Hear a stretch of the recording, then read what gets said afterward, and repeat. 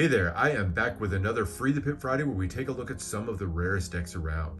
And for this one, we're going back in time to 2014 to take a look at Heretic from Stockholm17. Stockholm17 is the work of designer Lorenzo. He has lots of beautiful decks to his name, but for this 2014 Kickstarter release, he drew his inspiration from the Hermetic arts. These are things like astrology or alchemy, practices that really sought to understand the nature of God and the world around us. But they were also arts that went against the teachings of the Catholic Church.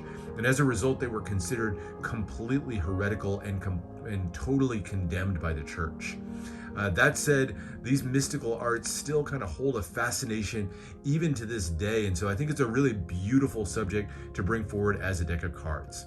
Now we're going to get a chance to take a look at the two different versions of the deck. We have Lux or Light and then Noctis or Night.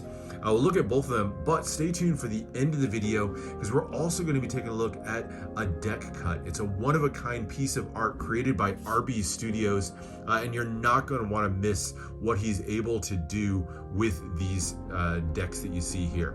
But stay tuned for that at the end. For now, let's take a look at the two decks. And we're going to start out by looking at the Lux edition.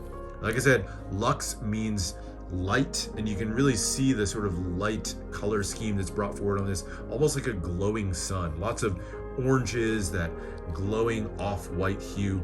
Really beautiful color scheme on this one that kind of has that antique look to it at the same time. And it's covered with lots of symbology that kind of brings you to those occult practices. You have the Gothic font with Heretic down the center here, and then lots of mysterious little symbols, things like the eye glowing at the top, the triangles and circles and diagrams across the back. You even get a little alchemical symbol down here at the bottom. We'll talk more at those in a second. And then around the edges, you get three Latin phrases that hint at some of the religious ties that were sort of inherent between some of these practices. You've got Deus et Homo, which means God and man, a reference to Jesus. Over here, Mater et Virgo, or Mother and Virgin, a reference to the Virgin Mary. And then in the bottom, referencing the three-in-one nature of God, you have Trinus et Unus, or three and one. So really beautiful look to it overall. Love the color scheme, and then it has a really subtle embossing against that glossy finish that gives it just a little bit of an elevated feel overall. Turning to the sides, relatively plain, not much going on there, but you get a little bit of a depth and kind of shadowy effect at the pattern there. Same thing on the other side. You get a little bit of ad copy on the bottom for expert playing cards who printed the deck, and then of course Heretic playing cards by Lorenzo Gagliati, referenced over there. You can see the tuck seal that wraps around the bottom of the tuck case here, and is numbered out of the 4400 deck edition. It's number 2063. And then the back gives you a slightly embossed version of the back design of the cards. We'll take a look at the details in a second, but you can see the other part of that tuck seal down here at the bottom. Let me open it up here so you can see it all kind of put together with the sun for the Lux edition. And then down here at the bottom, it's a little hard to make out, but this is what's called a setter square. It's basically this set of five-letter Latin words. You've got sator, arepo, tenet, opera, and rotas. And this is actually based on a Latin palindrome. So if you lay it out in a grid like this, you can actually read the words the same in any direction. So like I said, a little bit hard to read here. Let me zoom in, make it a little bit easier to see. So with this, you can read it in any direction. So read it top to bottom, sator, arepo, tenet, etc. You can also read it backwards. So it reads the same way if you read it backwards. Or you can read it left to right or right to left. So if you read the words from the top to the bottom, you've got sator going up, or arepo, tenet, or go in the same direction. So it's a really cool Latin trick of words there. It actually translates to the farmer arepo has work wheels, or arepo the farmer uses his plow for work. So kind of a cool little touch there. The tuck opens in a really interesting way as well. It opens up with a large flap that goes over the top here. Has, as you saw when I first opened up, a little tuck there so that once you open it up, you can tuck that flap underneath to keep it closed. But opens up to reveal some beautiful interior artwork as well. You get a couple more alchemical symbols there on the inner flaps. And as I get the cards out, we'll get a better look at some of that artwork inside. The interior artwork that you see here, and a lot of the artwork we're going to see, is actually from the work of Robert Fludd. He was an early 17th century physician who contributed a lot to the advancement of some of this occult philosophy. He had hundreds of diagrams across his works that included charts and discussed alchemy, palmistry, astrology, and more. So the diagram here is the first of several that we're going to see from Fludd. This is called the Diagram of the Human Mind. Really cool kind of sketch look here. Love that with the brain, with all the symbols coming out of it. And as you look through the interior, oops, one card left in there. But the interior here, you can see a couple of other diagrams that are referenced inside as well. So cool little bit of interior artwork on a really unique tuck case. But now let's get into the deck, and we'll start with the back design. And admittedly, the back design, it's nice, but it's actually a little bit plain and flat in my opinion, compared to some of the designs that I've seen from Lorenzo. But it still has a lot of cool little details throughout it. Again, kind of dotted with little bits of alchemical symbols here at the top and the bottom. You have the moon over here on the left and the right, and then this sort of cryptic symbol on the circular pattern in the middle. Lots of little bits of vine work or scroll work that kind of fills in the extra gaps, and then a nice little border around the edge, finishing with that thin kind of parchment colored border around the edge. So nice back design to it. Wish it had a little bit more shadowing and depth to it, but still has a really nice look to it overall with that two-way design that's here. All right, so that's the back design of the cards, and then we get into the extra cards. So this one features 3 different jokers, and in true Lorenzo style, if you've seen his other decks, they're kind of filled with mysterious symbols. I was able to pick out what some of the details on here mean, but honestly, I'm not even sure that all of these are meant to have a specific meaning other than to kind of look mysterious and kind of feed into that theme. So on one of them, you have a red silhouetted figure with that series of lines and shapes in the background. At the bottom, you have the Latin phrase Flos Vitae, which means flower of life. Second one features a black figure reaching out, has the 3 alchemical symbols around him, lots of Latin phrases around him, and at the bottom, Tabula Esmeralda, or emerald tablet. That's actually a well-known tablet of legend that was said to contain some secrets of these hermetic arts, including actually the secret for turning lead into gold. And then the final joker features this silhouette, but with a red skeleton over the top, holding this really cool looking rod, and at the bottom says Omnia Fert Aetas, which means all time. And then you got the male and female symbols there on the sides. So really cool trio of jokers. Love the little symbols all the way through, and the sort of mysterious elements that are thrown throughout the entire design. You also get a pair of gaff cards, so 5 extra cards in total. You get 1 double backer, and then this one, which is meant to be used in a magic routine. So you have another sort of mysterious chart in the background, and at the bottom here it says Mea Predictio, which means my prediction in Latin. And the idea here was that you could maybe put like a piece of tape over this so that you could write a prediction for a card on there and then use that in some sort of magic trick. So cool little touch, kind of a unique gaff card to include. All right, now on to the main deck, and we start with the 4 aces. And in traditional fashion, the ace of spades, definitely the power ace, features some of the ad copy with Heretic at the bottom and then expert playing card at the top. And features a really large and ornate spade pip. Has lots again of sort of alchemical symbols buried in it, phases of the moon, cryptic lines and diagrams over the back. And then in the back, you can see a watermark of another piece of artwork from Robert Fludd. This one's kind of a diagram featuring palmistry in the back. You got a nice Gothic font for the index in the corner, and then a pretty classic spade pip overall. The other 3 aces all feature a watermark with another random diagram from Robert Fludd's work in the background. Love the depth that those add and just tons of details in them. There are entire articles and books that are written about even just a single one of these diagrams, so lots to discover on these. And at the bottom of each one of these aces, we get those same phrases that we saw on the tuck case. So you have Trinus et Unus on the diamond for 3 and 1. Deus et Homo, or God and Man, on the club, and then the heart, has Mater et Virgo, or Mother and Virgin. So really beautiful three other aces. Love the designs on all 4 of the aces in this deck.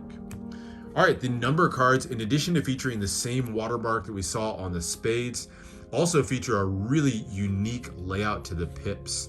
Love the design on these. Relatively simple pips overall, just a simple spade pip that's outlined in kind of that orange color. But the layout is what really gives these kind of a unique feeling. You get cards like the 5 with them all just arranged in a line down the center, but kind of gives you that fun feel to these overall. Again, really appreciate that Gothic font that's used on the index in the corner, but still nice and really easy to read overall.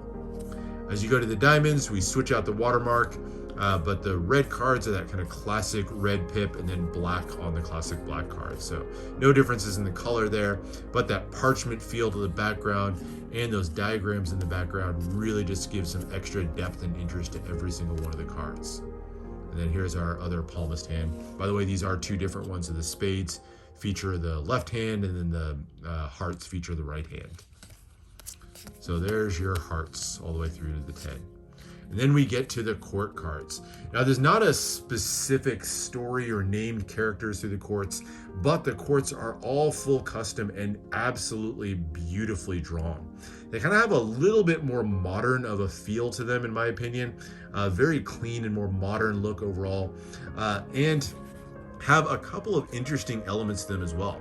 First thing you'll notice as I spread the jacks here is that all the jacks are female. Obviously different. Usually the jacks are male cards, but they're really beautifully drawn figures, and every one of them is holding an alchemical symbol. This is one of the 3 classic essential elements of alchemy. So this is salt, which also represents the body. So that little circle with the line through it is the alchemical symbol for salt. But I love just the expressions that he's able to capture on these 2-way courts. Like here you can get that sort of pouty face on the Jack of Spades, that suspicious face for the Jack of Diamonds, Jack of Clubs with a quiet determination, and then that really pensive look for the Jack of Hearts. Beautifully illustrated cards. I love the line work on these. All right, and then as we turn to the queens, we get the second of the 3 essential elements. This one is sulfur, or the soul. So that triangle design here, that's the symbol for sulfur. And once again, we get some beautiful illustrations from Lorenzo on the queens. All of them with different expressions and emotions that are conveyed through them. The Queen of Spades, one of my favorites in the deck. She has that really sly and almost devious look to her overall. The patterning in the backs of these is also really striking. Almost kind of a wallpaper sort of pattern, and especially in the red cards. I love how that red pops out. There's your Queen of Clubs, and then finally the Queen of Hearts. This is another really strikingly beautiful one with that single tear running down her face and that long braid down the center. And in Lorenzo fashion, a couple of these cards are going to feature little Latin phrases on this one. So where you can see this crying queen holding a glass of wine, and then her banner here says, "In vino veritas," which means in wine there is truth. So fun little tongue-in-cheek thing there. All right, and then our final element is the element of the mind, and this is Mercury. So there's the symbol for Mercury that you'll see featured on each one of the kings. And these are the only male court cards in the deck. And again, just beautiful artwork on all of these. Really like the ram's horn that's on the helmet there of the King of Spades. But all of them really strikingly beautiful. Another Latin word there. This is ex aequo, which means equality. And there's your King of Clubs. And then the last one, which is interesting and bears a little bit of an extra look, the King of Hearts. Here we get a little quasi-palindrome that's written on the banner here, si sedes non is, which means if you sit, you do not go, or if you go, you do not sit. Don't remember which one it is, but it's a semi-palindrome. And the character here, not 100% sure this was intentional, but this guy actually bears striking resemblance to Lorenzo himself. So not sure if this one was meant to be a self-portrait, but if so, really cool way to incorporate yourself into the deck. And that is the design, but only one of the 2 decks to take a look at. So let's now turn to the Noctis deck. Now, Noctis is Latin for night, and obviously you'll see that right off the bat with the dark black tuck case. Black foil, subtle embossing, and a completely different design here on the front of the tuck case. This one much more cryptic, just featuring a sun with the rotating planets around it, and then lots of random little symbols. You even get a shining gold constellation here on the side, but really mysterious set of symbols, and I love that black foil on black. Really cool look to it overall. Similar sort of designs around the rest of the tuck case that we saw before. The tuck seal on this one has that same Sator square, but of course is done in black and says Noctis. Slightly different numbering on this one, by the way. This one's out of 4100. I think the other one was 4400 for the Lux deck. But opens up the same way. This one does not feature the interior artwork, but is just instead left a good bit darker on the interior.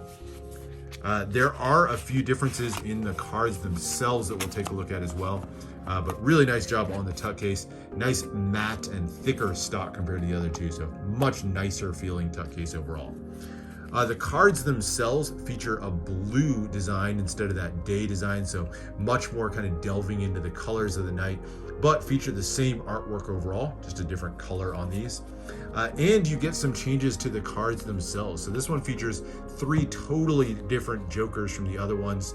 And these really celebrate astrology and looking at the stars and the moon. And so you have the Sidera Zodiaci, or the Stars of the Zodiac card on one. The second one is the Medium Coeli, or Medium Coeli, I think it's pronounced, which translates to middle of heaven. You get another astrology chart there at the top. And then the third one is Tabula Selenographica, which is map of the moon. And you get that sort of moon phase diagram there at the top. So beautiful trio of jokers. I love that even though a lot of the elements of the deck are the same, that he included 3 completely new jokers in this one. You also get a different double backer. This one is a double backer with a color change. So you get the Noctis color on one side and Lux on the other. Very nice. And then you also get a Gaff Ace of Hearts. So this one has 2 different colors. So the indices in the corner are in this sort of pale blue night color, and then a red heart in the center. So nice little different set of extra cards. Otherwise, a lot of the artwork on these cards is the same. You're not going to see too many differences as I go through the spades here. You will see just some slight differences, including, for example, the red cards are now done in this pale blue color, which I really, really like. I love the color that he chose for the diamonds there.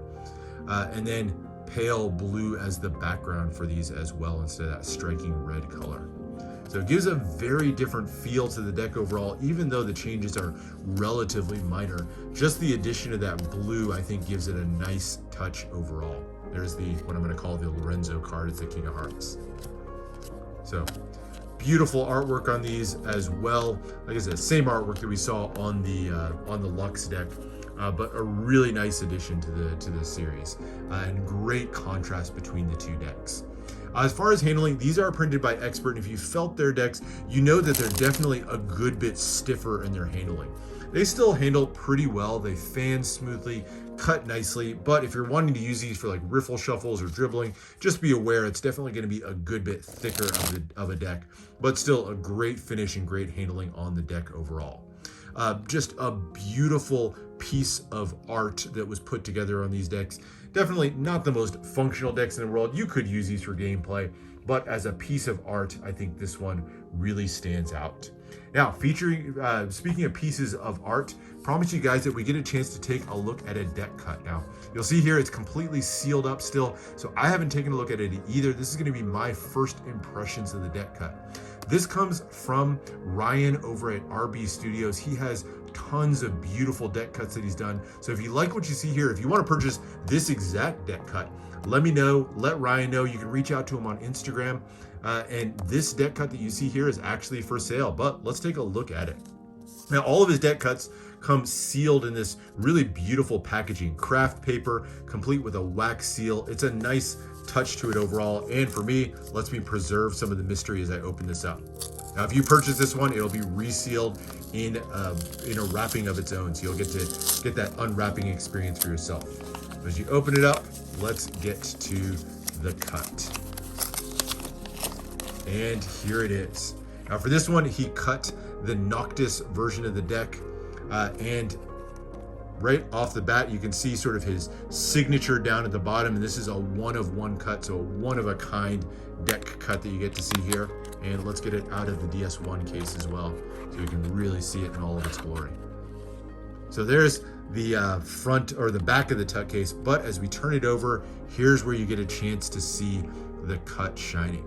Now what are these cuts? These cuts are basically where you take every single individual card and you cut it out with an X-Acto knife or something, and then once you stack the cards back up, you're able to get these phenomenal 3D effects. And I gotta say, really beautiful job as always on this one. You can see the individual cards if you turn to the side here, but here he's able to take what I thought was kind of a flat design overall and really just add extra depth to it by incorporating it into a cut here. I think he did a really nice job. Interesting on this one, he actually uses the background, that double backer, but he used the Lux side of it, which I think is a kind of nice contrast to this overall. But those circular elements just really beautifully cut out, and lots of super intricate detail in this one. So great job by Ryan on this deck cut. Thanks for letting me check this one out. Oh, and by the way, that's cool. So as you open it up, he has an extra little sort of mini cut in here incorporating the heart from the Ace of Hearts in the center there. So nice little extra hidden element as you open it up. So you get to appreciate the cut on both sides. Really nice touch to it overall. Now, I'm not gonna pull the cards out just for fear that I'll mix them up and kind of ruin the cut, but really beautiful job. Great artwork by Ryan. I love checking out these deck cuts. I have a couple myself, and if you don't have one in your collection, definitely worth checking out. Like I said, if you want to buy this deck cut that you see here, reach out to me here. I'll put you in touch with Ryan, or you can find him on his Instagram, RB Studios, and check out this cut and all the other ones that he does. But that is the look at Heretic from Stockholm17. A beautiful design, really well put together, and one that if you're able to get a hold of, I definitely recommend going and checking it out. But that's it for now. Hope you enjoyed. Make sure to subscribe for more deck reviews and unboxings. Let me know what else it is that you want to see, and I'll see you for the next one.